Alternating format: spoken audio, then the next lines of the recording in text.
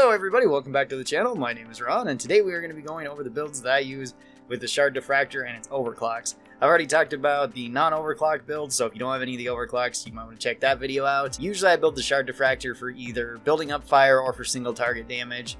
Some of the overclocks do kind of change the way that I build though. So let's talk about each of them. Shard Diffractor has 6 overclocks in total, 1 clean, 3 balanced, and 2 unstable overclocks. So our very first overclock is called Efficiency Tweaks. This one's great. This one just gives you increased capacity as well as, increased charge capacity. So you essentially just have more ammo and a larger magazine. No downsides to this one, so you can build it however you'd like. Usually the way that I build the Shard Diffractor is, once again, either going with single target damage or going with fire damage. So usually for the direct damage build, I will take the increased charge density here, just get extra damage. We don't necessarily need the extra ammo. It wouldn't be a bad choice though. In Tier 2, I take the weak spot damage, so we get 33% more damage whenever we're hitting an enemy's weak spot. Tier 3, both of these are pretty good. Usually I take the faster charge up, but the aluminum foil is also great. It just depends on if you want even more charge to where you can have 120 power, which is a little bit unnecessary in my opinion. You're usually not going to be holding the gun for that long on most enemies. Maybe on a detonator you might, but other than that, I find that the recharge rate is probably going to suit you a little bit better. In Tier 4, I will go with the armor breaking. This is so that we can do more damage to larger enemies, so we can break apart the armor on any enemies that we can do that, so Wardens, Praetorians, stuff like that. And then in Tier 5, it's really your choice. You could run the hydrogen rupturing. This one works really well if you want to take this with Stubby, or if you want to take it with the Loki and run the electricity rounds on that, or I guess the electricity mod on that one. It works really well with Stubby though, since you can proc electricity no matter what overclock you're running. If you still want to use it for crowds, then Biomass Converter works.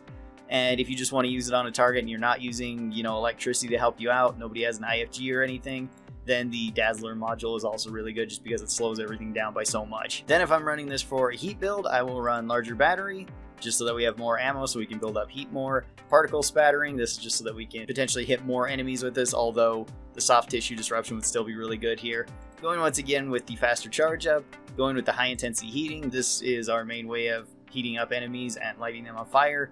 And then in Tier 5, again, it's kind of your choice. You could go Biomass Converter if you also want to use it for crowds. You could take the hydrogen rupturing if you are planning on using electricity with this, or you could just take the Dazzler module for the slowdown, because that one's also really handy. Our next overclock is called Automated Beam Controller. This gives us more total ammo and a faster discharge rate, so a faster rate of fire more or less. And we also have a slightly faster recharge time, which is kind of nice. This is in exchange for having a smaller overall capacity, and the beam will continue to fire until empty. Manually stopping the beam wastes 50% of the total charge capacity. So for this one, you can build it for single target damage or for AoE damage. Usually I build it for single target damage and go with a larger battery. Go with the weak spot damage in Tier 2. Tier 3, it's really your choice. You could go with the higher charge capacity, although if you are planning on canceling your charges, you're going to be losing even more charge overall. So only take this if you plan on using this against large enemies that you're going to use up either all the charge or the majority of the charge on. If not, and you're okay with the smaller magazine size, I would just recommend taking the recharge rate.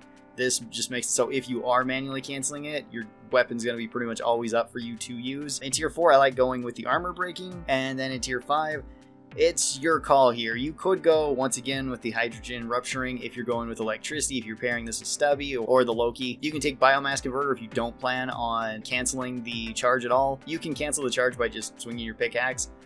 As soon as you do that, it will stop whatever you're doing. So if you don't want to do that and you don't want to mess with the charge one, Biomass Converter is really good because you can hit multiple enemies with it and just keep firing. Or you could once again go with the slow. Slow is really good here too. Usually I take the slow with this just because I am using it more for single target damage, and I'm going to pretty much use out the whole thing and not cancel it too much. Our next overclock is called Feedback Loop. This one increases our area damage and increases our AoE radius by 0.3. But in exchange we lose out on total ammo capacity. This overclock I did like when it first came out, but comparing it to the other 2 secondary weapons that we can use with the grenade launcher or the breach cutter, it doesn't seem as good as them, because the Shard Diffractor, in my opinion, is best used at long range and against big enemies for lots of damage per second. Against hordes, this can still kind of work, as well as I believe that Feedback Loop also increases in size over time. I don't know if they've changed that, but I'm pretty sure that's how it works. So for this one, I've tried building it for AoE damage and it kind of works. Usually I build it for AoE fire damage, and that's decent against crowds because you can light a bunch of them on fire. With this, I'll usually go with the larger battery in tier 1 so we get back down to the regular amount of ammo, because cutting the ammo down with the Shard Diffractor does kind of hurt it. You can run through ammo pretty fast. Tier 2, I like going with the bigger AoE, that way we have an even larger AoE so we can potentially light more enemies on fire, or at least deal a little bit more damage to everything around them. In tier 3, again, it's your call. If you want the aluminum foil, take that. If you want the charge, take that. I usually take the charge, but it's your choice. High intensity flame in tier 4, just so that we can light things on fire and potentially light multiple things on fire. And then in tier 5, I do like taking the biomass converter. This makes it so we're not running through ammo as fast, and it is better against crowds. And then our last balanced overclock is the volatile impact reactor. This one makes it so whenever you hit the terrain, you leave magma behind. This lasts for 7 seconds. Any enemy that runs across it is slowed by 30%, and this deals 40 fire damage per second while they are in contact with it. This is in exchange for our AoE radius and for our charge capacity. So this one I find pretty useful. Usually I try running a heat build on this, but single target damage can also work. Usually I'm still trying to hit enemies directly with the fire, or I guess with the beam from the Shard Diffractor. But if you're not doing that, or if you like sweeping this across hordes, then this one can work really well because it essentially acts like sticky flames from the flamethrower, just at a very long range. Not nearly as fuel efficient as sticky flames, but still pretty good. So in tier 1, I'll usually take the larger battery capacity, that way we get more ammo. I like using this more often so you can put down more magma. In tier 2, usually I'll take the weak spot damage just because the particle spattering isn't a huge buff to it. We don't get that much more AoE, we're still negative. So I just find the extra weak spot damage a little bit better, especially if I want to hit like a Praetorian or an Oppressor in their weak spot. Tier 3, the charge is pretty useful in this one. It makes it so we're back up to the 50 charge. Although if you can stand with just using the smaller charge, then use the battery. I usually like the foil though. Tier 4, I do like the high intensity heating. That way we're lighting things on fire pretty efficiently. Then in tier 5, once again, it's your choice. If you're running electricity, hydrogen's really good. If you want to use this against crowds, biomass is really good. And if you want to use this more towards single targets, then the Dazzler module is pretty good.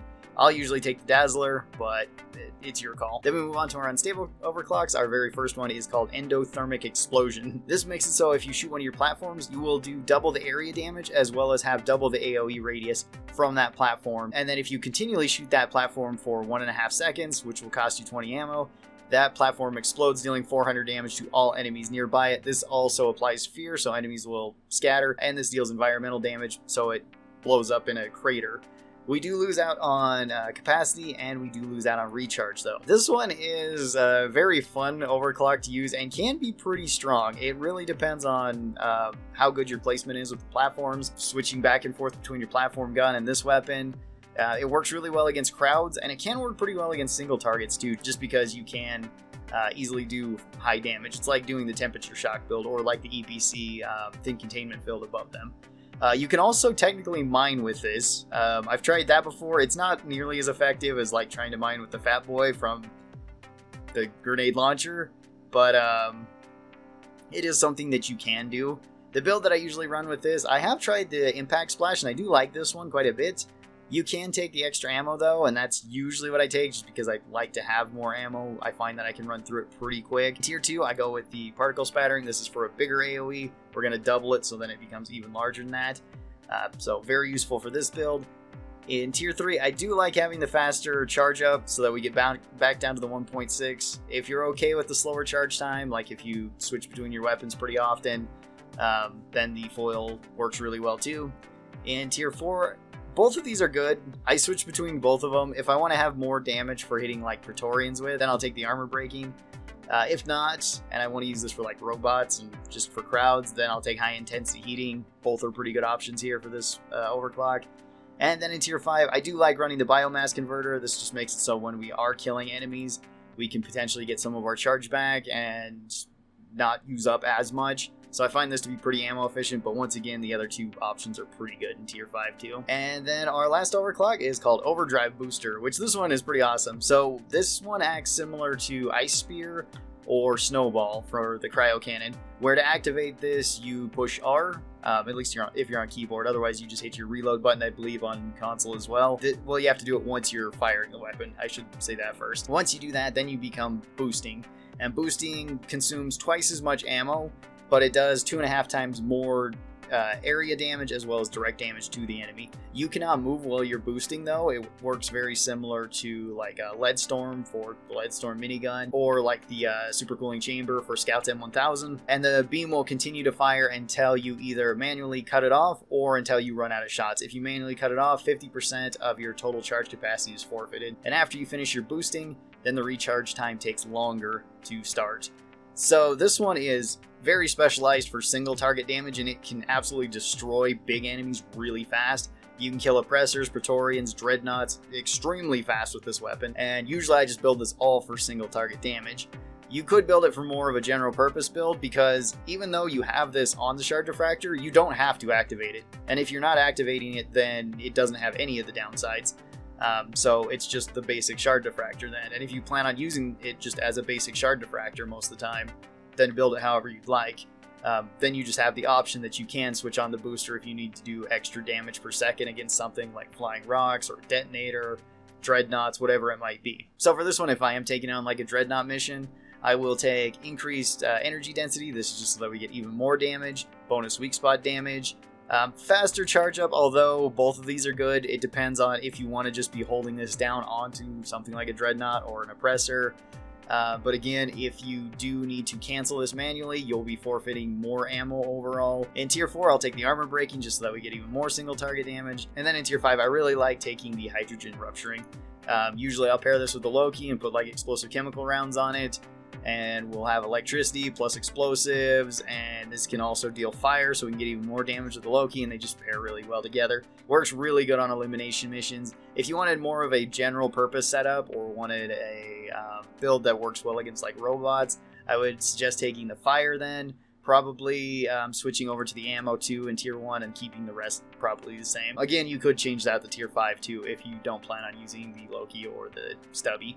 So those are the builds that I really like to run with the Shard Diffractor and its overclocks. Tell me your builds down in the comments below. I'd really be interested in hearing them. Thanks everybody for watching this. I really do appreciate it. Special thanks to the supporters of this channel. These are my members over here on YouTube and my patrons over on Patreon. They get early access to videos like this. And if you'd like to be a part of it, you can. There are links down in the description. You guys all have a great day, and I will talk to you next time. Bye-bye.